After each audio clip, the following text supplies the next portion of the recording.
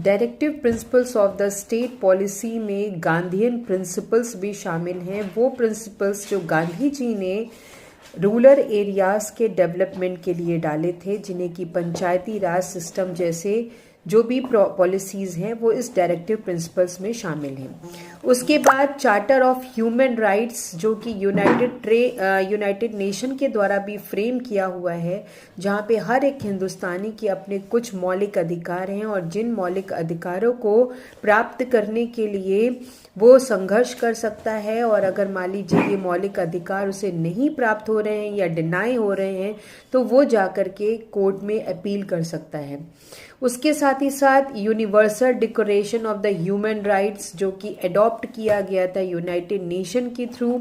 जिसमें कि constitution assembly ने भी इसको अडॉप्ट किया था और ये इंडियन कॉन्स्टिट्यूशन में शामिल किया गया था। उसके बाद डायरेक्टिव प्रिंसिपल्स की क्या इम्पोर्टेंस है, जिस तरह से हमारे कॉन्स्टिट्यूशन में फंडामेंटल राइट्स इम्पॉर्टेंट हैं, ये मेन नॉर्म्स हैं इसके, इसी तरीके से directive principles of the state policy भी मेंशन है।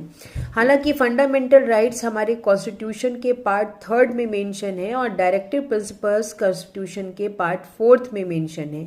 फंडामेंटल राइट्स तो ऐसे राइट्स हैं कि if we are denying to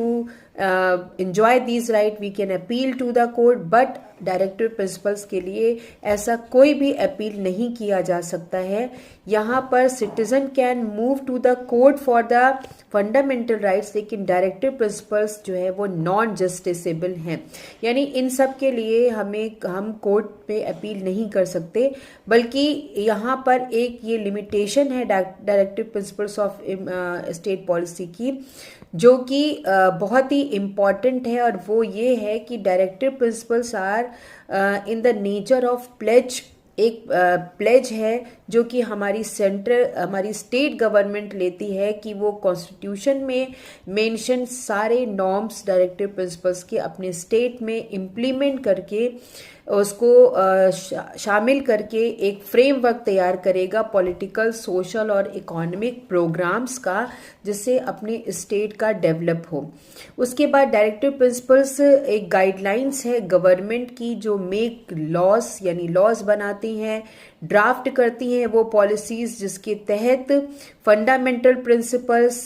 की एक समरी तैयार की जा सके और उसके ऑब्जेक्टिव्स, कॉन्स्टिट्यूशन के ऑब्जेक्टिव्स उसमें शामिल किए जाएं, और ये प्रोवाइड करते हैं वो सारे elements to performance the well democracy in India, यानी एक अच्छी डेमोक्रेसी को परफॉर्म करने का जरिया।